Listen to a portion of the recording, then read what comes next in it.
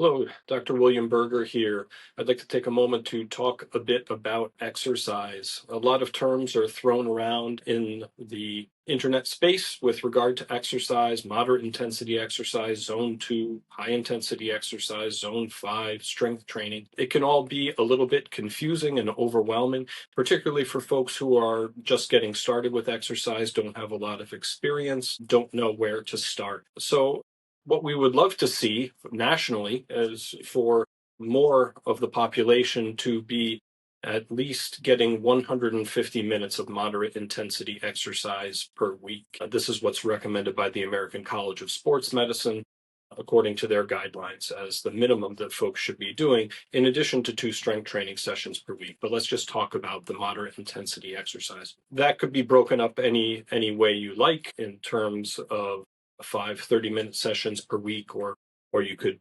decrease the number of sessions by lengthening the period of time, of course. We're talking here about what's often called zone 2. This is the level of exercise that just begins to stress the mitochondria a little bit. And these are the energy factories in the cell that you may have heard about. If they're not getting quite enough oxygen, then they're going to need to switch to another way to make their energy. And the product of that is something called lactate. And its acidity is what can cause fatigue. So we'd really like to increase the aerobic ability of those mitochondria. And one way we can do that is with zone 2 exercise. So how do we measure it? Well, most folks, and myself included, are not going to take blood draws to look at their lactate level after they exercise. Maybe one day we're going to have wearable monitors for that.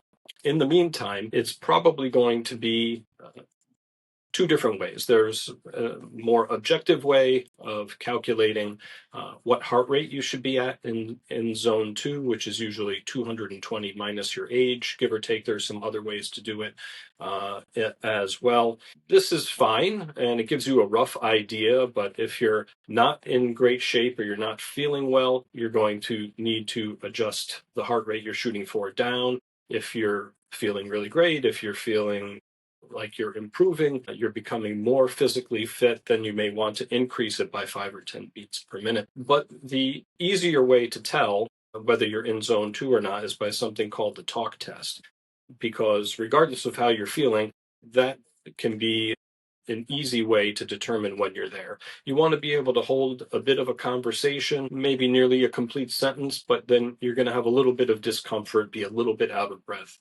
trying to hold that conversation. And so that's a really good way to measure it. So on another episode, another video, we'll chat a bit about VO2 max and strength training and so forth. These are very broad topics. I'm just really giving a superficial 10,000-foot view here. But for folks who are just starting out and maybe would just be able to hit that 150-minute per week mark, getting some zone 2 exercise in as opposed to just casual walking, which is fine and can give us something called NEAT, or non-exercise activity thermogenesis, or non-exercise activity time, and it can help to build calories.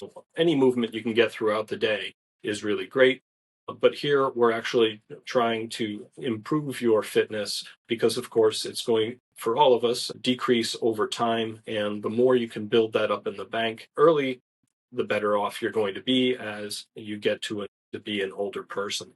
If you'd like to learn more about how we can help you optimize your health, we are Northeast Medical Practice located in Great Neck, New York on Long Island. If you'd like to reach us in the office, 516-604-3418, online at northeastmedicalpractice.com, through our various social media outlets, like where you're probably seeing us right now, which includes our YouTube channel. And I also host a podcast called LongevityMD on Spotify, where I interview other physicians or give lectures like this, little talks about various subjects to help you optimize your health. In our practice, which is concierge-style, we do have an exercise physiologist who's highly trained and can really develop a nice fitness program for you. Remember, everything that I share with you on these videos is for educational purposes only. No doctor-patient relationship has been formed. And before you begin to exercise, or if you have particular questions about your health, you shouldn't hesitate to reach out to your healthcare professionals. But in the meantime, get out there, start moving, and be in good health.